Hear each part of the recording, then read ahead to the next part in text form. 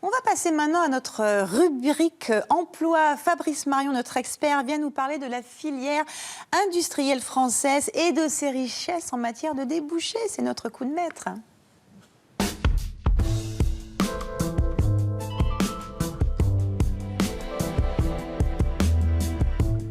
J'arrive, je vole à toi. Alors, on va commencer tout de suite par la lettre, le courrier que nous avons reçu de Marc... Comment on dit? Lèbre. Lèbre, hein, c'est ça, toi tu l'as eu au téléphone. Donc il a 21 ans. Je l'ai vu. Tu l'as vu? Oui. Ah oui, carrément. Il a 21 ans, il a signé donc un contrat de professionnalisation avec l'entreprise Roche à Fort-Calquier. Il dit qu'il passe la plupart de son temps à entretenir et réparer des remorques bétaillères, notamment en soudant. Et une fois par mois, il va à l'AFPA pour apprendre les techniques du soudage. Et il dit qu'il aime l'alternance. Et ça doit te rendre infiniment heureux, cher Fabrice. Ah oui. Donc tu vas nous faire découvrir ou redécouvrir ces métiers de l'industrie? Absolument. Avec ce principe, par exemple, l'alternance, il passe 3 semaines en entreprise et 1 semaine en centre de formation.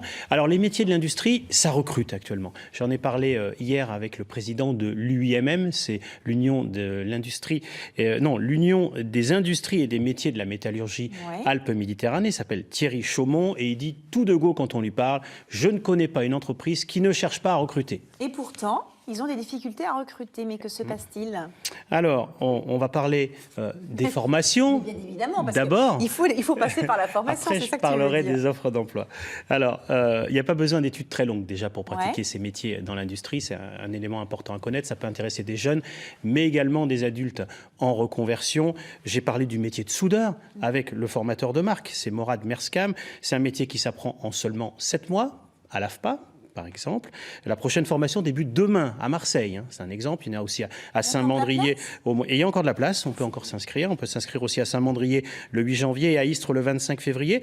Alors, on apprend à manipuler, à souder, à assembler des matières avec dextérité. C'est des métaux comme l'acier, l'aluminium, le cuivre ou le titane. Et on peut travailler sur des chantiers navals, sur des plateformes de forage ou sur des bateaux.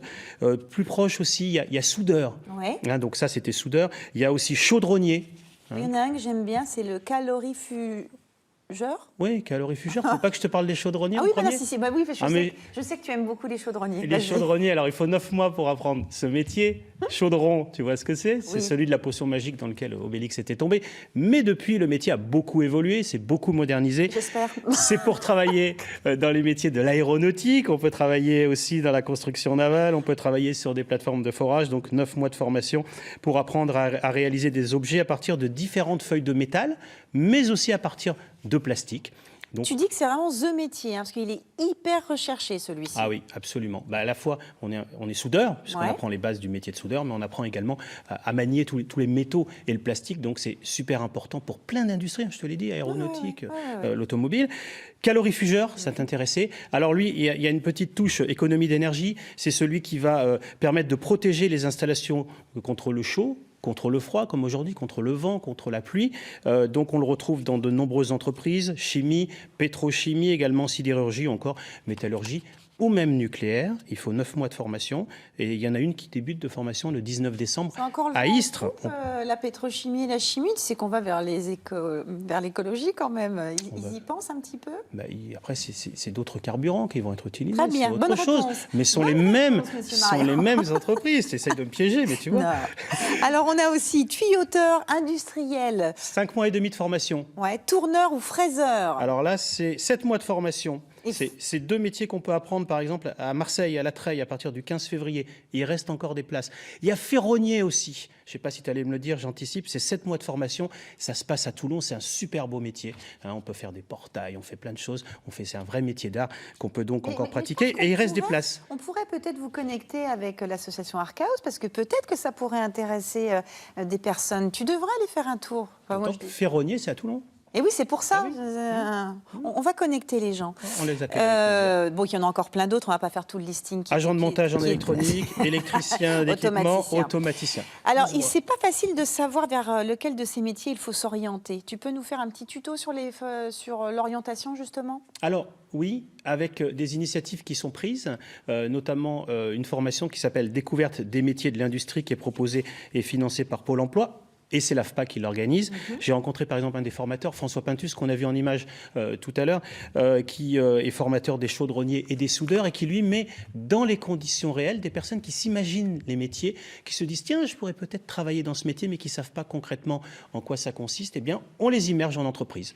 On Pendant leur quoi, met quelques jours comme ça? Oui, une journée, quelques jours, le temps qu'il faut pour qu'ils aient vraiment l'impression que c'est le métier qu'ils veulent exercer. Donc on va leur mettre les objets de sécurité, le casque, le masque, les chaussures, et à la fin ils vont se dire ah bah oui effectivement c'est ça que je veux faire pour le reste de mes jours, ou en tout cas pour les prochains jours.